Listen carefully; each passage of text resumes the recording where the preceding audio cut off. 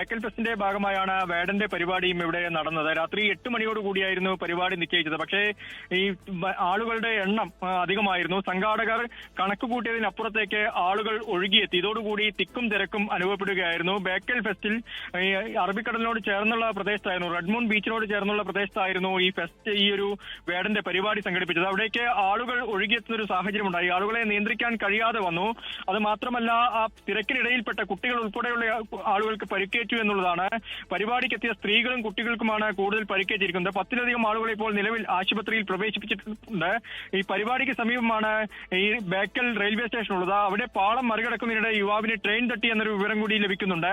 ഗുരുതരമായി പരിക്കേറ്റ യുവാവിനെ കിംസ് ആശുപത്രിയിലേക്ക് എത്തിച്ചിട്ടുണ്ട് എന്ന വിവരം ലഭിക്കുന്നുണ്ട്. എന്തായാലും ആംബുലൻസുകൾ ഉൾപ്പെടെ ഇപ്പോൾ അങ്ങോട്ട് പോവുകയാണ്. പുറത്തേക്ക് ആളുകളെയും കൊണ്ട് ആംബുലൻസുകൾ ഉൾപ്പെടെ പോവുകയാണ്. വലിയ രീതിയിലൊരു തിക്കും തിരക്കും ഉണ്ടായിട്ടുണ്ട്.